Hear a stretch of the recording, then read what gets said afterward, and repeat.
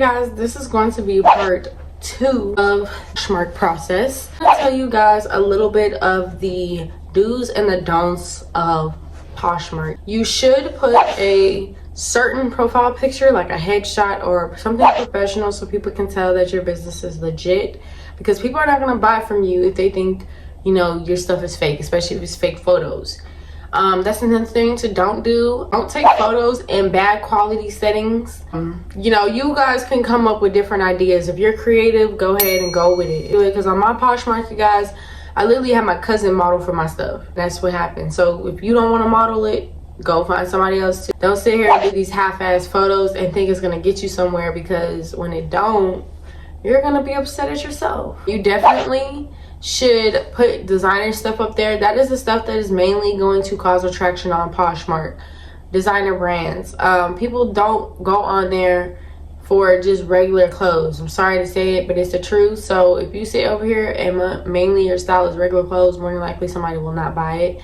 It depends though when it comes to jewelry, because people will buy jewelry no matter what.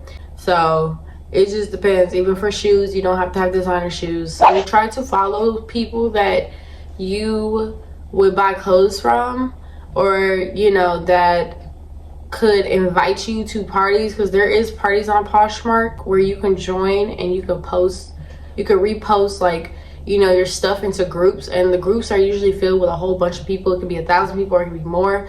I follow a whole bunch of people. Like, I think I follow 150 people, and most of the people that I follow, they add me in groups. So it all depends on what you post. Try to peep how they sell, you know, try to peep how they connect with the customer. Don't try to rush the process. That's another thing I said in the other video, you guys. Sometimes it could take a whole month for you to sell something. That's why I personally stopped selling on there, because I couldn't deal with, you know, random shipments. I can't deal with that. Like, people got real life stuff they got to do. I don't be at home all the time. I know you guys probably think I be at home like that, but I really don't be at home like that. Do make sure you have a descriptive title or a catchy title, catchy description. Don't try to have no description or one-word descriptions and stuff like that, because people are not gonna buy it. The other thing that you guys need to do is y'all also need to add the condition that it's in. So if anything is wrong with it, you need to say it right then and there in the description, because when people get it, they're gonna rate your stuff down and they're gonna comment below and say all this bad stuff about you. After I sold like some shoes, I'll be like, oh, I wore it a couple times. Whatever problem that you have, make sure you let them know, because that's on you. So if you guys like to shop a lot regardless, and you get tired of wearing the same stuff, this app is for you. Also, if you guys are a trendy shopper, like if you guys shop at Ross and Walmart and stuff like that, you can literally find cheap designer stuff or cheap, you know, name brand stuff that everybody probably will buy and flip it.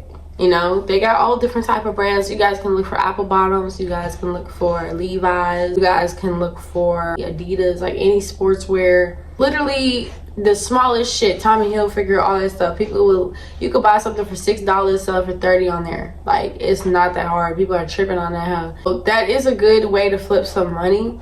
So if you guys haven't thought about that, maybe you need to take that into consideration. Make sure that before you guys ship out an item, you wash it and dry it, okay? Because I know some people, I don't care if it's new. It could be brand new.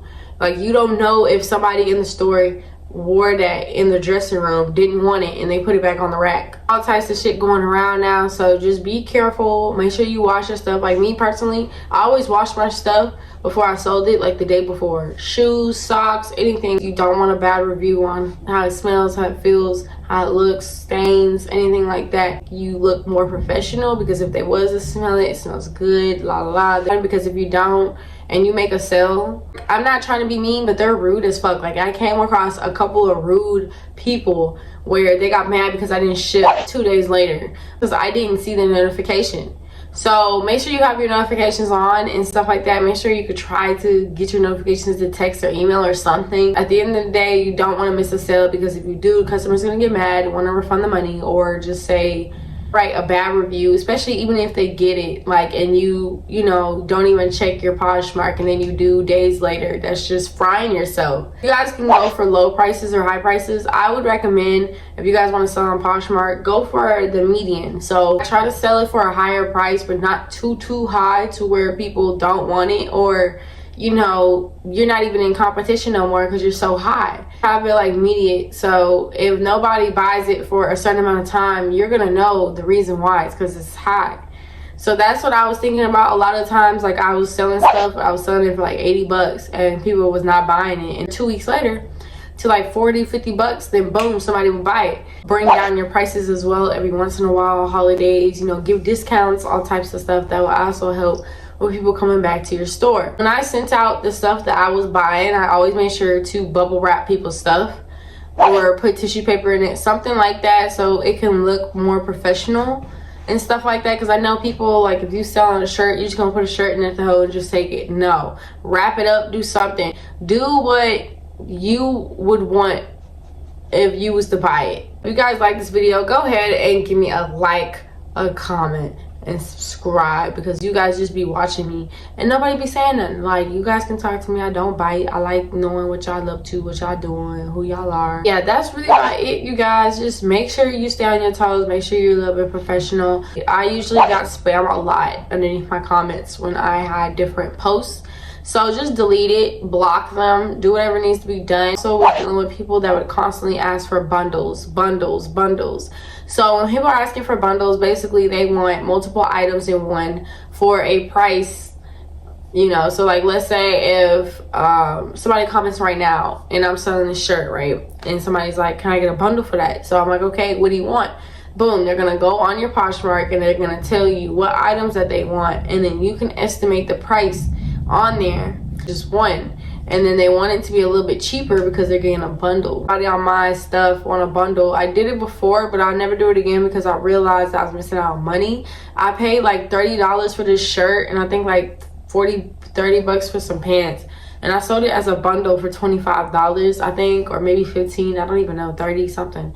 But I got mad because I realized that I was losing money, and that was stupid of me. And I could have got way more back by selling it individual than adding it into a bundle. But if you guys want to do that for other people, go ahead. Just make sure your price is not as low as I did mine. I learned my lesson. Feeling okay on these beautiful little Thursdays because we got the window open. You know, we got the glow going.